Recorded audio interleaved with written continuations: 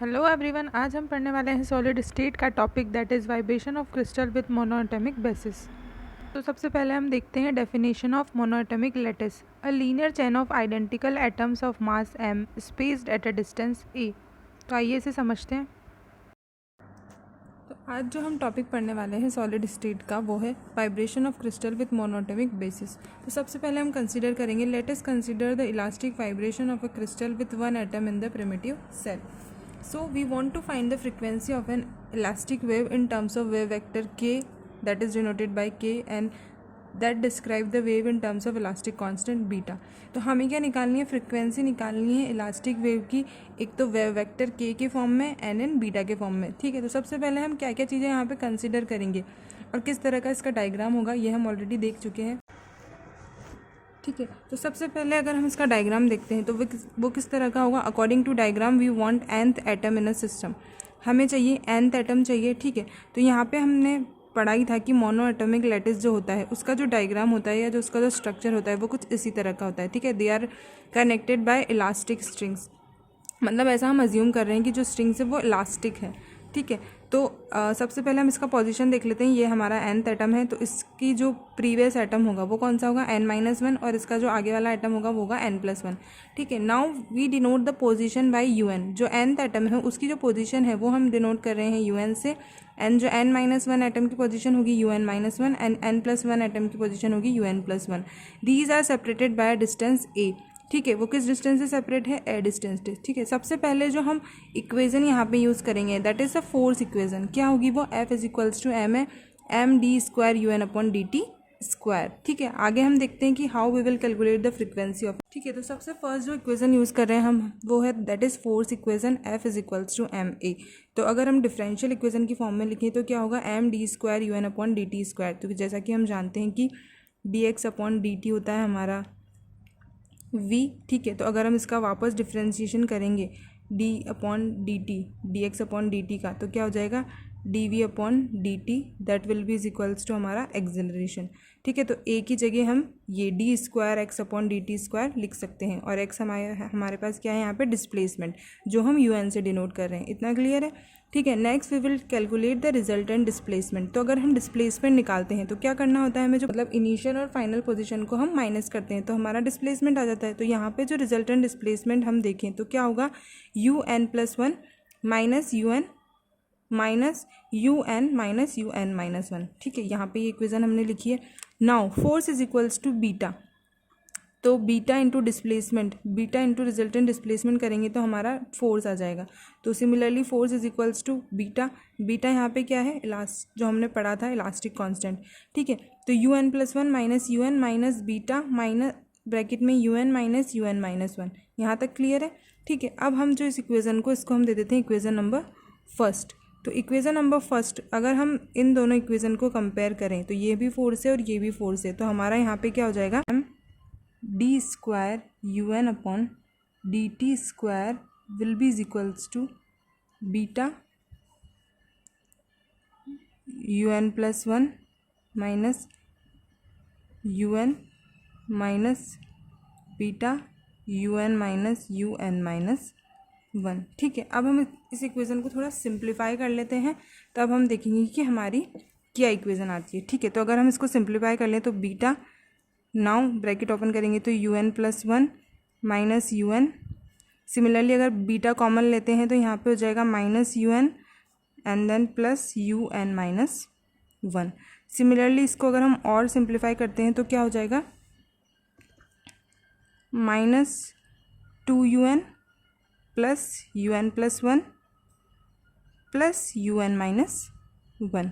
ठीक है, यहाँ तक सबको क्लियर है ना। हम माइनस साइन बाहर ले लेते हैं तो क्या हो जाएगा हमारा, minus beta 2un minus un+1 minus un-1। ठीक है, यहाँ तक सबको क्लियर है। नेक्स्ट जो इक्वेशन हम यूज़ करेंगे वो है हमारी इक्वेशन ऑफ SHM। तो इक्वेशन ऑफ SHM क्या होती है, सबको पता ही है कि d² n/dt² plus k/m n is equals to 0। k/m यहाँ पे क्या होगा, हमारी फ्रीक्वेंसी। इतना हम अभी तक पढ़ते आ रहे हैं, ठीक है। तो अब हम इस इक्वेज़न को देखते हैं। ये जो हमारी इक्वेज़न है, अगर हम इस इक्वेज़न को SHM इक्वेज़न की फॉर्म में लिखना चाहें तो वो किस तरह से होगा वो हम देखते हैं आगे। सो अगर हम देखें तो पे इधर मल्टीप्लिकेशन में है तो इधर डिवीज़न में हो जाएगा। तो हमारी जो SHM इक्वेज़न फॉर्म होगी वो क्या होगी, d² UN upon dt² plus beta upon m, ठीक है। अब यहाँ पे माइनस में है तो यहाँ पे प्लस में हो जाएगा। अगर हम इक्वेज़न इस तरह फॉर्म करेंगे तो 2UN minus UN+1 minus UN-1 that will be is equals to 0, ठीक है। तो ये हो जाएगी हमारी इक्वेज़न थर्ड। ये हो गई हमारी SHM इक्वेज़न। अब SHM इक्वेज़न का सॉल्यूशन कैसे निकलता है ये हम देखते हैं आगे। हमने इक्वेज़न कैलकुलेट की वो क्या थी हमारी, d² UN upon dt² plus beta upon m 2UN minus 2UN minus UN+1 minus UN-1। So this is our equation of SHM। तो SHM इक्वेज़न का जो सॉल्यूशन होता है वो किस तरह निकालते हैं हम, ये तो अभी तक हम पढ़ते ही आ रहे हैं MSc में। So UN will be is equals to u0 e⁻i kx minus omega T. This is the equation of an SHM। तो अगर हम सॉल्यूशन निकालें तो क्या होगा, सॉल्यूशन ऑफ एन UN, ठीक है। सिमिलरली अगर हम UN+1 के लिए निकालें और UN-1 के लिए निकालें तो वो क्या होगा, u0 e⁻i सिर्फ kx माइनस ओमेगा टी होता है और x की पोजीशन हम लिख रहे हैं यहाँ पे na, x is equals to na। तो अगर UN+1 के लिए होगा तो क्या होगा, k की जगह पे सिर्फ आ जाएगा n+1 a minus omega T. Similarly अगर UN-1 के लिए निकालेंगे तो क्या हो जाएगा, e⁻i k n-1 a minus omega T, ठीक है। तो यहाँ पे हमें इक्वेज़न मिल गई, इक्वेज़न 4 थी, this is equation 5 and this will be our equation 6, ठीक है। तो इक्वेज़न 6 हो गई। नाउ अब हम क्या करेंगे, हमने इक्वेज़न 3 निकाली थी उसमें हम वैल्यू पुट करेंगे, ठीक है। तो जो हमने हमारी इक्वेज़न 2 में हम वैल्यू पुट करेंगे तो वो किस तरह होगा, वहाँ पे हमने लिखा है m d² अपॉन dt²। तो ठीक है, इस d² अपॉन dt² को हम लिख लेते हैं ओमेगा²। तो यहाँ पे क्या हो जाएगा, minus m omega UN that will be is equals to beta. Now वहाँ पे हमारी इक्वेज़न थी कि 2UN इक्वेज़न, ठीक है। तो अब हम क्या करेंगे, हमारी जो इक्वेज़न थी दैट इज़ इक्वेज़न 2 में हम वैल्यू पुट करेंगे from equation 4, 5 and 6। From equation 4, 5 and 6 putting value in equation 2,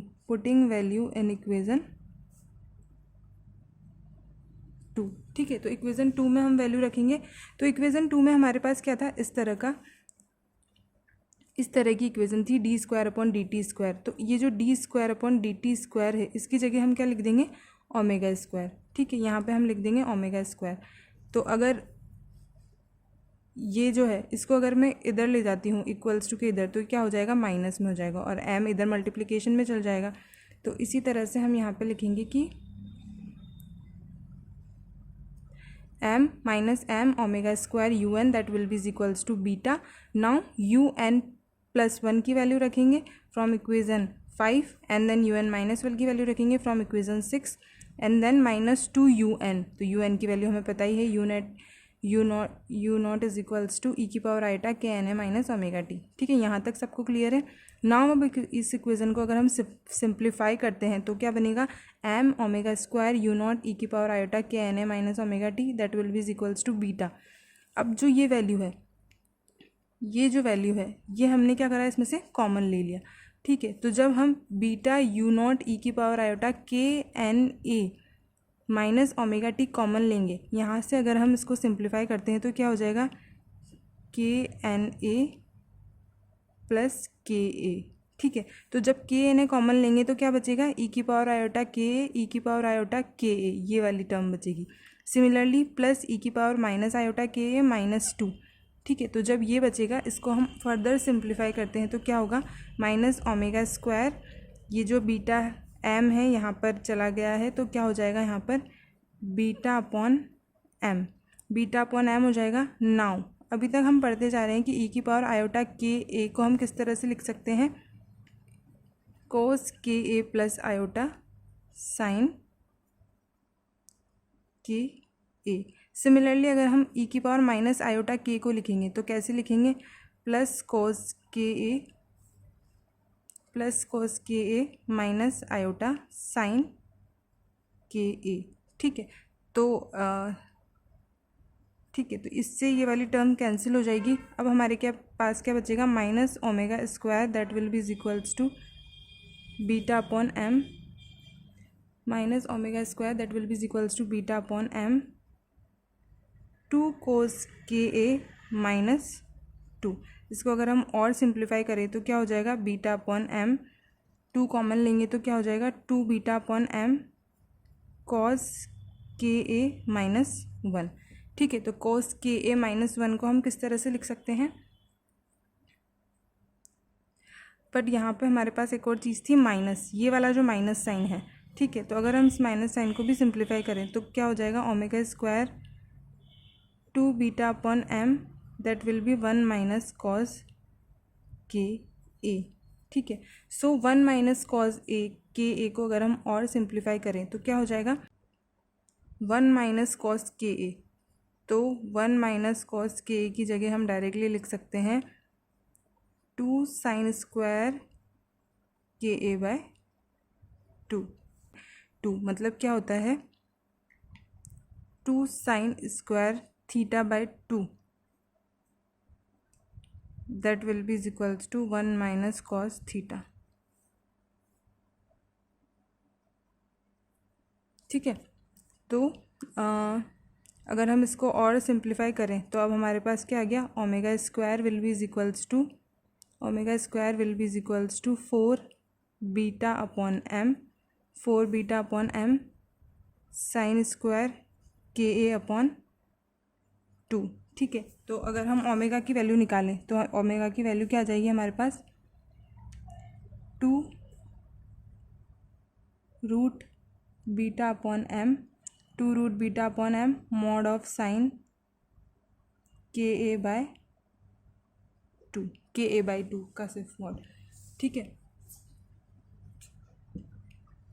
ये हमारे पास इसकी वैल्यू आ गई। ये जो फाइनल इक्वेशन है इससे हम इसका ग्राफ भी बना सकते हैं फ्रीक्वेंसी का। ठीक है, तो इसका ग्राफ हम देख लेते हैं। फार्मूला, तो ये जो फार्मूला है इसको हम डिस्पर्शन फार्मूला बोल सकते हैं, और ये हमें क्या दे रहा है, ओमेगा और के बीच में एक रिलेशन दे रहा है। तो उस रिलेशन को यूज़ करके we can form the graph which is like this only. Omega और के बीच में अगर हम ग्राफ बनाएं तो के की वैल्यू अगर हम पाई बाय 6 रखते हैं तो पाई बाय 8 हो जाएगा, तो हमें इस तरह का कुछ ग्राफ फॉर्म होगा। ठीक है, डी ओमेगा अपॉन डी के, इस तरह का अगर हम इसका डिफ्रेंशिएशन करते हैं तो इस तरह का हमें ग्राफ मिलेगा that will be is equals to velocity, and this graph is called as, this is a dispersion curve इसको हम बोलते हैं। Thanks for watching, please like share and subscribe my channel.